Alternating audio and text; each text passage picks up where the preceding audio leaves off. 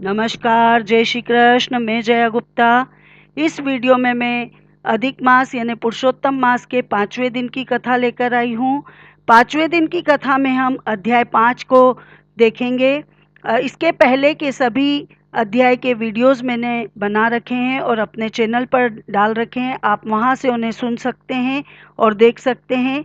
इनके लिंक मैं डिस्क्रिप्शन में भी दे दूंगी, आप वहां से भी उन्हें देख सकते हैं। 5वें अध्याय में हम भगवान विष्णु का अधिमास को साथ लेकर गोलोक जाने की कथा सुनेंगे। तो आइए देखें भगवान विष्णु का अधिमास को साथ लेकर गोलोक जाने की कथा का वृत्तांत। नारद जी श्री नारायण से कहने लगे, हे महाभाग, हे तपोनिधे, आगे की कथा सुनाइए। हे प्रभु, मुझे बताइए कि अपने चरणों के पास पड़े हुए अधिमास के वचन सुनकर श्रीहरि भगवान उससे क्या बोले। नारद जी के ऐसे वचन सुनकर श्रीहरि भगवान उनसे बोले, हे निष्पाप नारद जी, श्रीहरि ने जो अधिमास से कहा सो मैं कहता हूँ, सुनो। हे मुनि श्रेष्ठ, तुम धन्य हो जो मुझसे ऐसी श्रेष्ठ कथा पूछते हो। श्री कृष्ण भगवान बोले, हे अर्जुन, मैं तुमसे बैकुंठ का वृत्तांत कहता हूँ, सो सुनो। श्री विष्णु के नेत्रों के संकेत से गरुड़ जी मूर्छित हुए मलमास की पंखों से हवा करने लगे। तब होश आने पर मलमास बोला, हे नाथ, मुझे यह सब अच्छा नहीं लगता। हे जगदाधर, हे जगतपते, हे विष्णु, मुझ शरण में आए हुए की रक्षा करो, रक्षा करो, मुझ शरणागत को क्यों त्यागते हो। ऐसा विलाप कर कांपता हुआ बार बार विलाप करने लगा।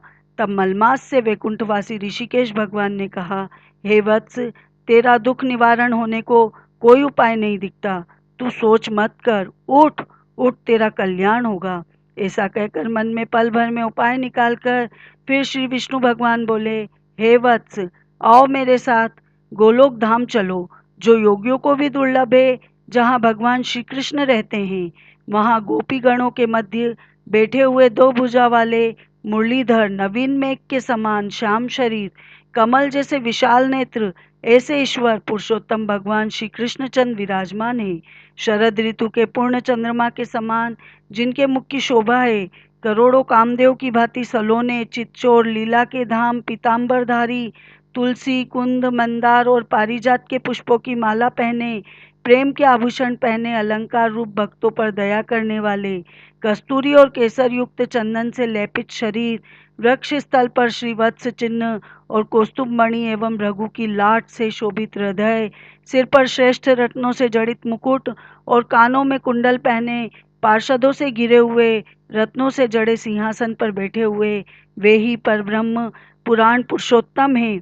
स्वेच्छामय ब्रह्मांड के बीच सर्वाधार, परातत्पर, निष्काम, निर्विकार, अत्यंत परिपूर्ण, प्रभु प्रकृति से परे, ईशान, निर्गुण, नित्य विग्रह श्री कृष्ण गोलोक में तेरा दुख दूर करेंगे। चलो वहीं चलें। श्री नारायण बोले। इतना कह हरि भगवान मलमास का हाथ पकड़कर गोलोक को ले गए। हे नारद मुनि, वहाँ पहले अज्ञान रूपी अंधेरे का नाश करने वाले, ज्ञान रूपी मार्ग को दिखाने वाले, प्रलय काल में ज्योति स्वरूप करोड़ों सूर्य के समान प्रभा वाले, नित्य असंख्य विश्व के कारण विभु परमात्मा की इच्छा में लाल रंग की ज्योति दिखाई दी। हे मुने, उस ज्योति के भीतर ही तीनों लोक थे। उसके ऊपर सनातन ब्रह्मलोक की भांति गोलोक है। वह 3 करोड़ योजन में फैला हुआ है। मंडलाकार तेज पुंज स्वरूप श्रेष्ठ रत्न वाली भूमि से युक्त है, जो बड़े बड़े लोगों को स्वप्न में भी अदृश्य है। वही वैष्णव को दृश्य और प्राप्त है।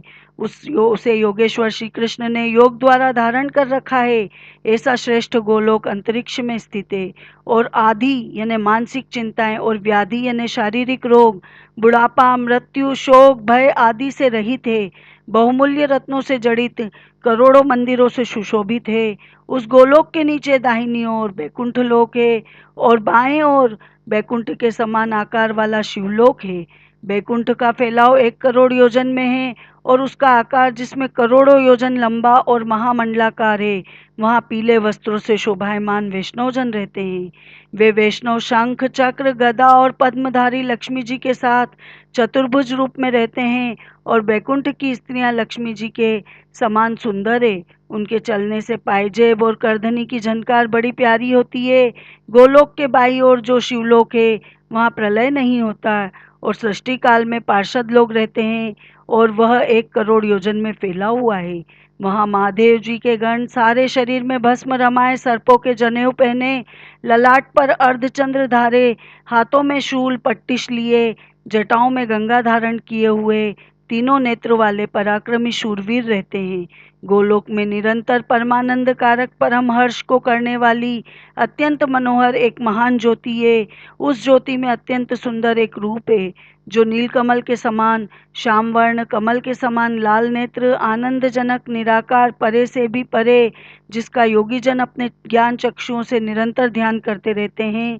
करोड़ों शरद ऋतु के पूर्ण चंद्रमा के समान अत्यंत दीप्तमान मुख, करोड़ों कामदेव के समान सुंदर लीला के स्थल, 2 भुजाधारी मुरलीधर, मधुर मुस्कान युक्त, पीले वस्त्र पहने श्रीवत्स चिन्ह, भृगु की लाट और कौस्तुभ मुनि से सुशोभित हृदय, करोड़ों श्रेष्ठ रत्नों से जड़ित मुकुट और कंकणों से शोभित रत्नों के सिंहासन पर बैठे हुए, तुलसी, कुंद, मंदार, पारिजात और चंपा के फूलों की माला से शोभायमान है। वे ही परम ब्रह्म श्री कृष्ण जी हैं, जो स्वेच्छामय, सबके कारण रूप, सर्वाधार, बाल्यावस्था वाले, गोपाल रूपधारी, करोड़ों पूर्ण चंद्रमा के समान शोभायमान, भक्तजनों पर अनुग्रह करने वाले, इच्छा रहित, निर्विकार, अत्यंत परिपूर्ण प्रभु रास मंडल के मध्य में बैठे हुए शांत रासेश्वर हरि, मंगल रूप, पूजने योग्य, मंगलों में मंगल, परमानंद घन, सत्य स्वरूप, अक्षर अव्यय, सब सिद्धियों के ईश्वर, सब सिद्धि स्वरूप और सिद्धि के देने वाले, प्रकृति से परे, ईशान, निर्गुण, नित्य विग्रह, सबके आदि पुरुष, अव्यक्त इंद्र आदि देवों द्वारा स्तुति किए गए, नित्य स्वतंत्र एक परमात्मा स्वरूप, शांति परायण, ऐसे प्रभु का शांत स्वभाव वाले वैष्णव जन ध्यान करते हैं। केवल उत्कृष्ट स्वरूप एक भगवान ने ही धारण किया है, यह कहकर विष्णु भगवान अधिमास को रजोगुण से गिरा हुआ जानकर गोलोक को ले गए। सूत जी बोले, सत्कर्म ग्रहण करने वाली वाणी कहकर जब नारायण चुप हो गए, तब नारद जी पुरुषोत्तम मास महाउत्सव संबंधी नई नई कथाएं सुनने की अभिलाषा से नारायण से बोले। इति श्री पुरुषोत्तम मास कथा 5म अध्याय समाप्त। आपको मेरा ये वीडियो अच्छा लगा तो लाइक और शेयर कीजिए। अभी तक यदि आपने मेरे चैनल को सब्सक्राइब नहीं किया है तो कृपया मेरे चैनल को सब्सक्राइब कीजिए, बेल आइकन को हिट कीजिए ताकि मेरे नए वीडियोस के नोटिफिकेशन आपको तुरंत प्राप्त हो। हिंदू धर्म, संस्कृति, तीज त्योहार, व्रत कथा, रीति रिवाज इत्यादि जानने के लिए हमारे साथ बने रहिए। जय श्री कृष्ण।